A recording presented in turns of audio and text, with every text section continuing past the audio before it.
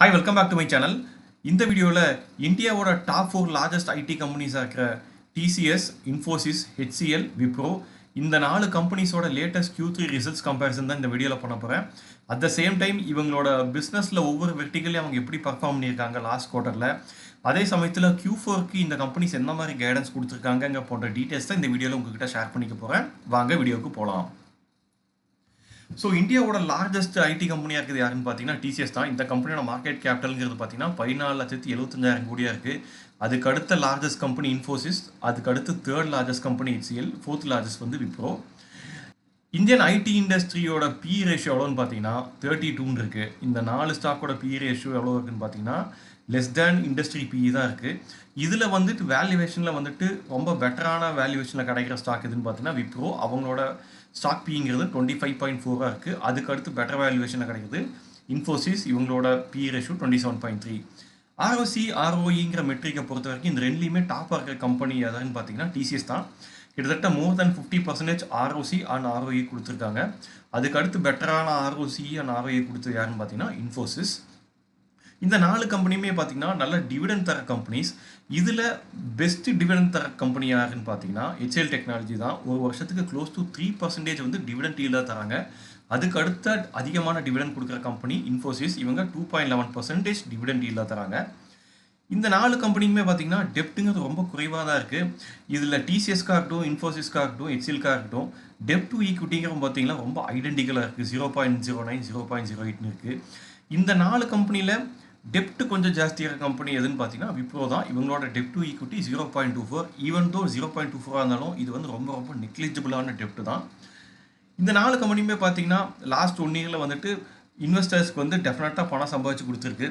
இதில் வந்துட்டு பெஸ்ட்டான ரிட்டர்ன்ஸ் கொடுத்த கம்பெனி எதுன்னு பார்த்தீங்கன்னா விப்ரோ தான். க்ளோஸ் டு 18% வந்து ரிட்டர்ன்ஸ் கொடுத்துருக்கு. அதுக்கு அடுத்து பெஸ்ட்டாக பர்ஃபார்ம் பண்ண ஸ்டாக் எதுன்னு பார்த்தீங்கன்னா HCL tech. Close to 16% return கொடுத்துருக்கு. இன்ஃபோசிஸ் வந்து 1 இயருக்கு 10% ரிட்டர்ன் கொடுத்துருக்கு. டிசிஎஸ் மட்டும்தான் வந்துட்டு லெஸ் தேன் 10% ரிட்டர்ன்ஸ் கொடுத்துருக்கு. க்ளோஸ் டு 7% தான் வந்து இந்த ஸ்டாக் 1 இயரில் ரிட்டர்ன்ஸே கொடுத்துருக்கு. இப்போது இந்த கம்பெனிஸோட ஃபினான்ஷியல் மெட்ரிக் பார்த்துக்கலாம். ஸோ ரெவன்யூவை பொறுத்த வரைக்கும் பார்த்தீங்கன்னா இந்த லாஸ்ட் 1 இயரில் இயர் ஆன் இயரில் ரெவன்யூவில் பெட்டரான க்ரோத் கொடுத்த கம்பெனி எதுன்னு பார்த்தீங்கன்னா இன்ஃபோசிஸ் தான். லாஸ்ட் இயர் டிசம்பருக்கும் இந்த வருஷம் டிசம்பர்லையும் பார்த்தீங்கன்னா ரெவன்யூ வந்து 7.58% இன்க்ரீஸ் ஆயிருக்கு இன்ஃபோசிஸ்க்கு.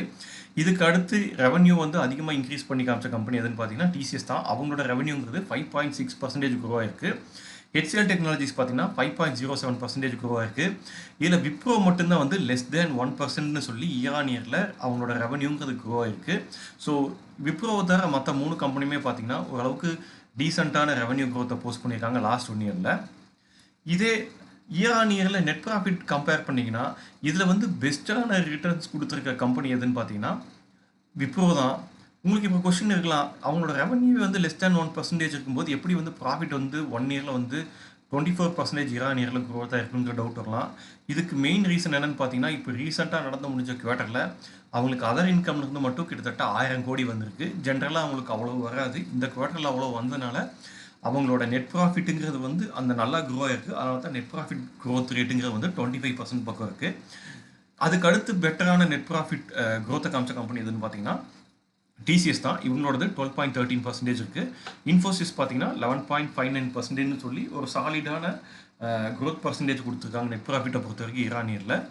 இதில் ஹெச்சிஎல் டெக்னாலஜிஸ் மட்டும்தான் பார்த்தீங்கன்னா லெஸ் தேன் 6% வந்துட்டு இயர் ஆன் இயரில் அவங்களோட நெட் ப்ராஃபிட் க்ரோ ஆயிருக்கு. ஸோ இந்த 4 கம்பெனியில் விப்ரோ ஆகட்டும், இன்ஃபோசிஸ் ஆகட்டும், டிசிஎஸ் ஆகட்டும், இந்த 3 கம்பெனியோட நெட் ப்ராஃபிட் இயர் ஆன் இயரில் பார்த்தீங்கன்னா டபுள் டிஜிட்டில் க்ரோ ஆயிருக்கு.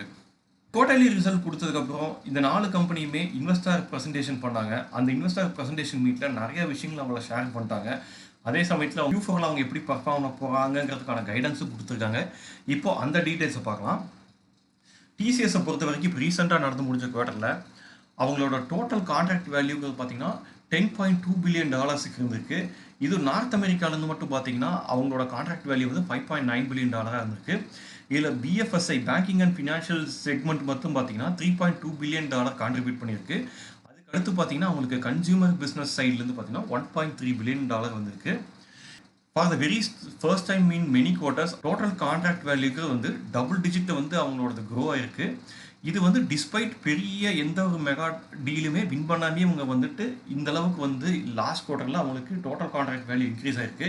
இது ஒரு முக்கியமான விஷயமா அவங்க இன்வெஸ்டர் ப்ரெசன்டேஷன் மீட்டில் ஹைலைட் பண்ணியிருந்தாங்க. இப்போ அவங்களோட பிஸ்னஸை பொறுத்த வரைக்கும் பார்த்தீங்கன்னா லாஸ்ட் குவார்ட்டரில் BFSI செக்மெண்ட்டில் 0.9% க்ரோ ஆயிருக்கு. இதே கன்சியூமர் பிஸ்னஸ் பார்த்தீங்கன்னா 1.1% க்ரோ ஆயிருக்கு. இதே ஹெல்த் கேர் பிஸ்னஸ் பார்த்தீங்கன்னா உங்களுக்கு 4.3% டவுன் ஆயிருக்கு. டெக் பிஸ்னஸ் பார்த்தீங்கன்னா 0.4% டவுன் ஆயிருக்கு. இதே எனர்ஜி அண்ட் யூட்டிலிட்டிஸ் பிஸ்னஸ் பார்த்தீங்கன்னா 3.4% வந்து அப் ஆயிருக்கு. அவங்களோட பிஸ்னஸ் யூகேல பார்த்தீங்கன்னா 4.1% க்ரோ ஆயிருக்கு. இதே நார்த் அமெரிக்காவில் பார்த்தீங்கன்னா 2.3% அவங்க பிஸ்னஸ் டவுன் ஆயிருக்கு.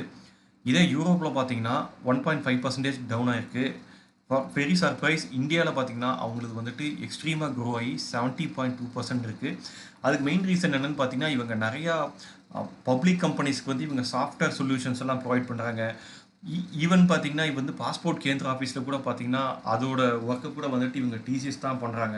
இவங்க நிறைய பப்ளிக் கம்பெனிஸ்க்கு வந்து இவங்க பெருமளவில் software related sales and service எல்லாம் நிறையா ப்ரொவைட் பண்ணுறதுனால இவங்களுக்கு இந்தியாவில் வந்து பார்த்தீங்கன்னா நல்ல ஒரு பிஸ்னஸ் இருக்குது. இப்போது இன்ஃபோசிஸ் பார்த்துடலாம். ஸோ இன்ஃபோசிஸை பொறுத்த வரைக்கும் அவங்களோட யூரோப்பியன் மார்க்கெட்டும் சரி US மார்க்கெட்டும் சரி ஃபினான்ஷியல் சர்வீஸ் செக்மெண்ட்டில் நல்லாவே ரிவைவ் ஆகிருக்குன்னு சொல்லியிருக்காங்க.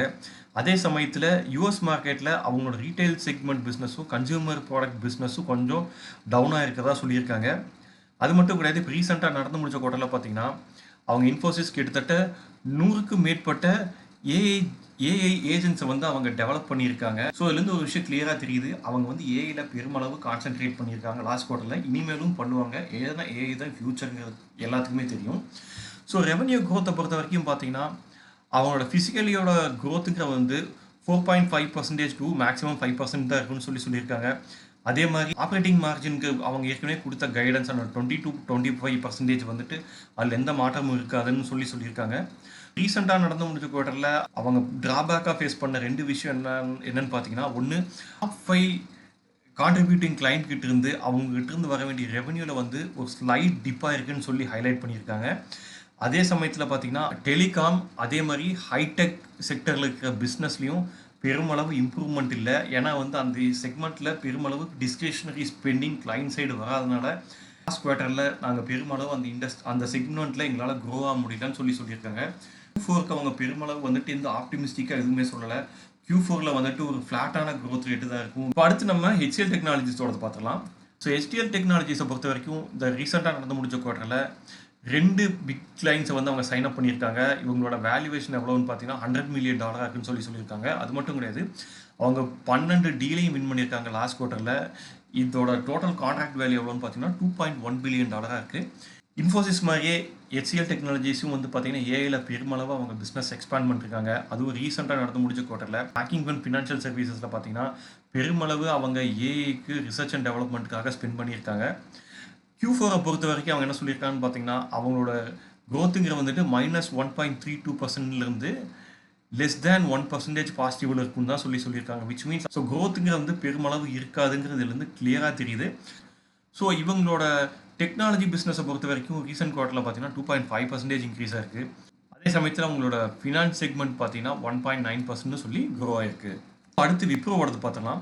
ஸோ விப்ரோ பொறுத்த வரைக்கும் பார்த்தீங்கன்னா அவங்க ரீசெண்டாக நடந்து முடிஞ்ச குவார்ட்டரில் அவங்களோட டோட்டல் கான்ட்ராக்ட் வேல்யூ எவ்வளோ இருந்திருக்கு பார்த்தீங்கன்னா $3.5 billion இருந்திருக்கு. For the very first time in last 12 quarters அவங்களோட ஆப்ரேட்டிங் மார்ஜின்கிறது பார்த்தீங்கன்னா 17.5% சொல்லி இன்க்ரீஸ் ஆகிருக்கு. அது மட்டும் கிடையாது, லாஸ்ட் குவார்ட்டரில் பார்த்தீங்கன்னா கிட்டத்தட்ட 17 பிக் டீல்ஸை வந்து அவங்க க்ளோஸ் பண்ணியிருக்காங்க. இதோட டோட்டல் வேல்யூவேஷன் எவ்வளோன்னு பார்த்தீங்கன்னா $1 billion இருக்குது. Just like Infosys and HCL, விப்ரோவும் பார்த்தீங்கன்னா Q4க்கு வந்துட்டு பெருமளவு ஆப்டிமிஸ்டிக்கான கைடன்ஸ் கொடுக்கல. அவங்களும் பார்த்தீங்கன்னா -1 to +1ங்கிற மாதிரி தான் வந்துட்டு க்ரோத் இருக்குன்னு சொல்லியிருக்காங்க. ஸோ இதுலேருந்தே கிளியராக தெரியுது இப்போ வரப்போகிற குவார்ட்டரில் இந்த 4 கம்பெனிஸுமே வந்து பெருமளவுக்கு ஒன்றும் ரெவன்யூ ஜென்ரேட் பண்ண போகிறதுலான்ட்டு. ஸோ இவங்களோட பிஸ்னஸை பொறுத்த வரைக்கும் பார்த்தீங்கன்னா இவங்களோட நார்த் அமெரிக்கா பிஸ்னஸை 2 செக்மெண்ட்டாக பிரிச்சிருக்காங்க. ஒன்று வந்து அமெரிக்கா 1, அடுத்து அமெரிக்கா 2. இவங்களோட அமெரிக்கா 1 பிஸ்னஸ் பார்த்தீங்கன்னா 3.7% க்ரோ ஆயிருக்கு. அமெரிக்கா 2 பிஸ்னஸ் பார்த்தீங்கன்னா 1.2% க்ரோ ஆயிருக்கு. இதே யூரோ பிஸ்னஸ் பார்த்தீங்கன்னா 4.6% வந்து டவுன் ஆயிருக்கு. அதே சமயத்தில் Asia Pacific Middle East Africa business பார்த்தீங்கன்னா 8% டவுன் ஆயிருக்குன்னு சொல்லியிருக்காங்க. அட் த சேம் டைம் அவங்களோட ஹெல்த் கேர் வெர்டிக்கல் பிஸ்னஸ் பார்த்தீங்கன்னா 4.5% க்ரோ ஆயிருக்கு. Banking and financial segment business பார்த்தீங்கன்னா 3.4% க்ரோ ஆயிருக்கு. இதே கன்சியூமர் பிஸ்னஸ் பார்த்தீங்கன்னா 0.4%, energy and manufacturing business 8.7% down ஆயிருக்கு. அதே சமயத்தில் டெக்னாலஜி அண்ட் கம்யூனிகேஷன் பிஸ்னஸ் பார்த்தீங்கன்னா 5.3%ன்னு சொல்லி டவுன் ஆயிருக்கு.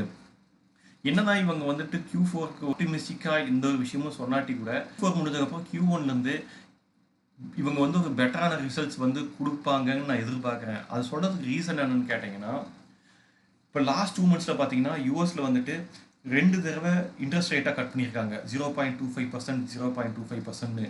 அதுக்கு காரணம் என்னன்னு பார்த்தீங்கன்னா, யூஎஸில் வந்து இன்ஃப்ளேஷனுங்கிறது பெருமளவு அவங்க கட்டுப்படுத்திக்கிட்டாங்க.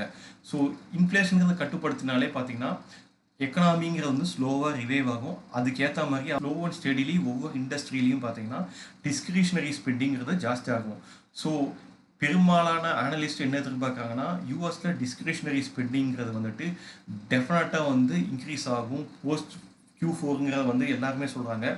ஸோ அப்படி டிஸ்கிரிஷனரி ஸ்பெண்டிங்கிறது வந்து யூஎஸில் ஆகுங்கிற பட்சத்தில் டெக்னாலஜி சைடில் இந்தியாவோட டாப் ஐடி கம்பெனிஸாக இருக்கிற டிசிஎஸ், இன்ஃபோசிஸ், ஹெச்சிஎல், விப்ரோ இந்த 4 கம்பெனியும் இதனால டெஃபினட்டாக பெனிஃபிட் அடைவாங்க. ஸோ இதனாலேயே பார்த்தீங்கன்னா இந்த Q4 முடிஞ்சதுக்கப்புறம் Q1, Q2லலாம் அவங்க பெட்டரான ரிசல்ட் போஸ்ட் பண்ணுறதுக்கு வாய்ப்புகள் நிறையா இருக்குது. ஸோ அவ்வளோதாங்க. எனக்கு தெரிஞ்சு இந்த 4 கம்பெனியை பற்றி நான் ஷேர் பண்ணணும்னு நினச்ச அத்தனை டீட்டெயில்ஸ் இந்த வீடியோவில் உங்கள்கிட்ட ஷேர் பண்ணிட்டேன். ஐ திங்க் இந்த இன்ஃபர்மேஷன்ஸ்லாம் உங்களுக்கு யூஸ்ஃபுல்லாக இருக்கும்னு நினைக்கிறேன். இந்த வீடியோ பற்றி உங்களுடைய கருத்துக்களை மறக்காமல் கமெண்ட் செக்ஷனில் சொல்லுங்கள். மீண்டும் வேற ஒரு வீடியோவில் சந்திக்கலாம். அது வரைக்கும் பாய் பாய்.